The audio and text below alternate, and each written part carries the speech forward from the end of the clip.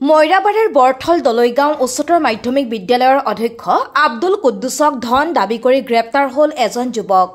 ঢিং আৰক্ষীয়ে নিশা জুৰিয়াৰ পৰা গ্ৰেপ্তাৰ কৰে যুৱকজনক। মইৰাবাৰীৰ বৰথল দলৈগাঁও উচ্চতৰ মাধ্যমিক বিদ্যালয়ৰ অধ্যক্ষ আব্দুল কুদ্দুছক দাবী কৰিছিল 4 লাখ টকা। গ্ৰেপ্তাৰ কৰা যুৱকজনৰ নাম আশৰাফুল ইছলাম। ঘৰ ঢিঙৰ 1 নং কান্ধুলিমাৰীত। নিৰ্ধাৰিত সময়ত দাবী কৰা ধন আদায় নিদিলে অধ্যক্ষৰ পুত্ৰক হত্যা কৰাৰ ভাবুকি দিছিল অধ্যক্ষ আব্দুল কুদ্দুছক। হ্যালো, হয় দুলাগাঁও কলেজের প্রিন্সিপাল না? কোন অল্প আওলে জানি না? হ্যাঁ অল্প আওলে জানি না লাগালা ফাসে কেরানে আমি যে আছে অল্প আওলে যা। হ্যাঁ আন্নে অল্প আওলে জানি না লাগালা ফাসে কি লাগে? আন্নে অল্প মানুষ, আন্নে বগুলো মানুষ আছে? আছে হ্যাঁ। অল্প মানে মানুষের তো অল্প দূরা ফিল জানি অল্প আছে। তুমি কেরা মানুষটা শুনিছো কোনি? আমি যে আছে আন্নে অল্প আওলে যান। হ্যাঁ শুনছি। কোনি? আওলে গেছুন? আইছো দূরে গেছো। আন্নারে মারবার লাগে একদিনে টিয়া 5 লাখ দিছে। আন্নারে মারবার লাগে টিয়া একদিনে 5 লাখ দিছে। বুঝুন কি কিছু আন্নারে 5 দিনের ভিতরে মারলাম না। তার ফ্যামিলি ভিতরে ছুড়ু ছাড়া হয়। আন্নার বেডি না তার বুঝুন 3 জনের তো জিকিন যে একদিনে কত গেল আন্না টিয়া একজন আমার টিয়া দিছে 5 লাখ। আর যে আন্না টিয়া 2 লাখ দেন কাল্লা যদি টিয়া 2 লাখ দেন তাহলে আন্নার দিলেন কিনে ক্ষতি হইতো না। আর যে কাল্লার ভিতরে না দেন তে কাল্লারটা 5 দিনের ভিতরে জিকিনে 3 দিনে একদিনে ক্ষতি হয়ে যাবে। হ্যাঁ আমি কি অন্যায়টা করলাম কোনি নি?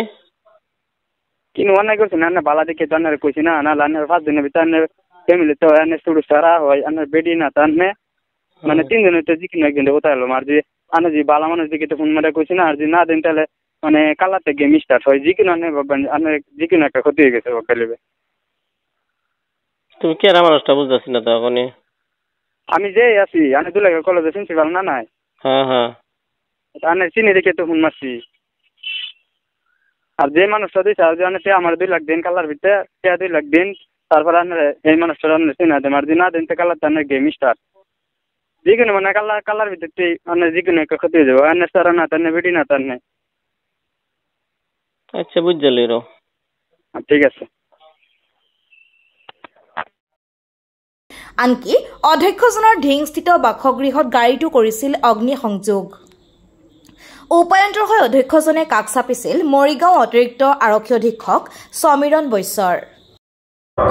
হয় এইদিন আছিল 9 তাৰিখ 3:15 বজাত মই অফিসত বহি আছো। তেতিয়া এজন অচিনাকি মানুহে ফোন এটা কৰিলে। ফোন এটা কৰি গ'লে 2 লাখ টকা দাবী কৰিলে। কৈছে কিয় 2 লাখ টকা দিব লাগে? মোৰ কি অপৰাধ? কৈছে নহ'লে আপোনাক মাৰি পেলাম। কিয় মাৰি পেলাবা?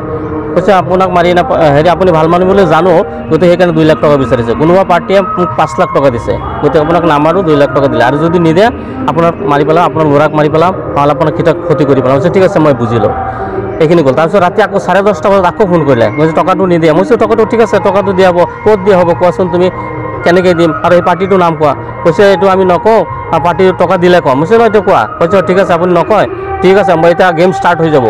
10:30 বজাত ক'লে আৰু 12:30 বজাত ৰাতি 12:30 বজাত সেই মানুহকেইটা মানে গাড়ীত জুই লগাই দিলে। কোনে লগাই দিলে আমিতো নাজানো। তাৰপিছত আমি অফিচক পুলিচ ইনফৰ্ম কৰি আৰু অচি লগে আহিলে, ইনকুৱাৰী কৰিলে, চালে। পিছদিনা মই গৈ এজাহাৰটো দিলোঁ।